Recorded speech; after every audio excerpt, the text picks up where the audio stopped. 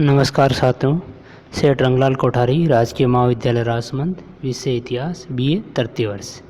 आज अपन अध्याय 3 इसमें चौहान वंश और पृथ्वीराज तृतीय के बारे में अध्ययन करेंगे। अपन प्रारंभ में चौहान वंश से संबंधित प्रारंभिक जानकारियों के बारे में अध्ययन करते हैं। सन 1947 में हर्षवर्धन की मृत्यु से लेकर 1200 ईस्वी तक का युग भारतीय इतिहास का महत्वपूर्ण युग माना जाता है। यानी कि 7वीं शताब्दी से 12वीं शताब्दी का युग, जिसको राजपूत युग के नाम से जाना जाता है, ये भारतीय इतिहास का एक महत्वपूर्ण युग है। थोड़ी जानकारी अपन हर्षवर्धन के बारे में कर लेते हैं। हर्षवर्धन मुख्यतः थानेश्वर का शासक था। इसने थानेश्वर से लेकर कन्नौज तक पंजाब को छोड़कर संपूर्ण उत्तरी भारत में अपना राज्य स्थापित किया था। इसकी मृत्यु के बाद भारत में राजपूतों के द्वारा उत्तरी भारत के अंदर विशेष रूप से अनेक छोटी छोटी रियासतें स्थापित की गई थी। इस युग में उत्तर व दक्षिणी भारत में अनेक राजवंशों का उत्थान एवं पतन हुआ। अनेक राजवंश जैसे प्रतिहार, परमार, चौहान, चालुक्य, जिनको बाद में सोलंकी भी कहा गया, उनका उत्थान पतन हुआ था। ऐसे राजवंशों में चौहानों का स्थान सर्वप्रिय है। चौहानों ने राजस्थान तथा उसके आसपास के क्षेत्रों में अपने अनेक शासन केंद्र स्थापित कर लिए थे, जिनमें सपाद, लक्ष्य अथवा सांबर, शाकंभरी के चौहानों ने अपनी क्षत्रियोचित वीरता तथा साम्राज्यवादी महत्वाकांक्षा के कारण न केवल राजस्थान के इतिहास में अपितु भारतीय इतिहास में भी एक महत्वपूर्ण स्थान बना लिया है। अब अपन चौहानों की उत्पत्ति मूल स्थान के बारे में अध्ययन करते हैं। अब चौहानों की उत्पत्ति, जैसे अपन राजपूतों की उत्पत्ति में पढ़े थे, उसी तरह अपन चौहानों की उत्पत्ति और उनके मूल स्थान के विषय में विद्वानों में काफ़ी मतभेद है। भाटों और चारणों ने चौहानों को अग्निवंशीय बताया है। जैसे अपन चौहानों की उत्पत्ति में अग्निवंशीय सिद्धांत जो अपन पढ़े थे, उसका मूल आधार है चंद्रवर्धय का पृथ्वीराज रासो। पृथ्वीराज, विजय, हमीर महाकाव्य, हमीर रासो आदि ग्रंथों में चौहानों को सूर्यवंशी बताया है।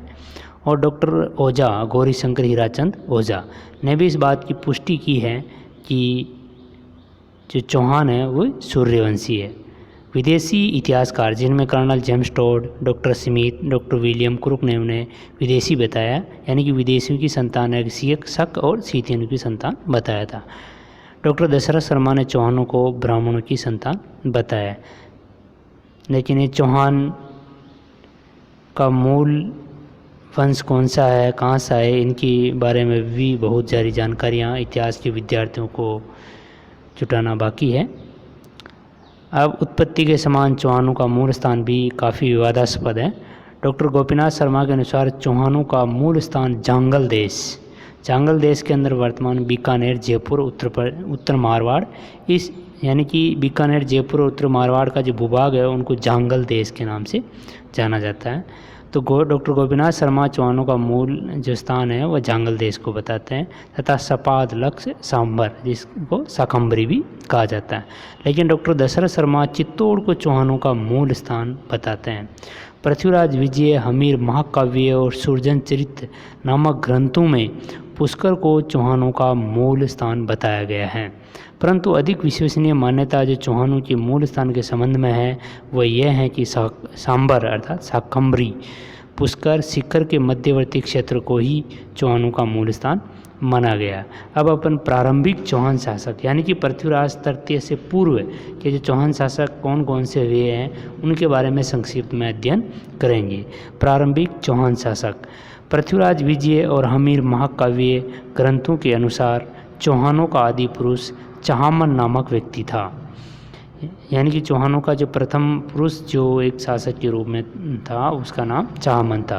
किंतु बिजोलिया शिलालेख के अनुसार वासुदेव नामक व्यक्ति ने सपाद, लक, सांबर में चौहान राजवंश की नींव रखी थी और उसी ने सांबर झील का निर्माण करवाया था। इसी के वंश में सामंत नामक शासक हुआ जो बिजोलिया लेख के अनुसार वत्स गोत्र ब्राह्मण वंश में पैदा हुआ था। उसके उत्तराधिकारी की हमें स्पष्ट एवं सही जानकारी नहीं मिलती है। चौहान शासकों में दुर्लभ राज प्रथम ने काफ़ी ख्याति अर्जित की थी। वह प्रतिहारों का सामंत था और प्रतिहारों के नेतृत्व में गौड़ प्रदेश तक उसने सफल सैनिक अभियान किए थे।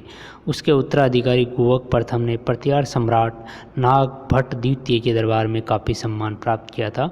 गुवक प्रथम के बाद चंद्रराज द्वितीय और गुवक द्वितीय और चंदनराज राज सिंहासन पर बैठे थे। चंदनराज ने दिल्ली के तोमरों के विरुद्ध सफल संघर्ष कर अपने राज्य को काफ़ी शक्तिशाली बनाया। उसके उत्तराधिकारी वाकपति राज प्रथम के समय सांबर का चौहान राजवंश काफ़ी शक्तिशाली हो गया था। उसने यानी कि दिल्ली के तोमरों को पराजित करने के बाद चौहान राजवंश काफ़ी शक्तिशाली हो गया था और उस समय में चौहान शासकों ने महाराज की उपाधि धारण की थी, जो अपना आप में एक स्वतंत्र शासक का संकेत करती है।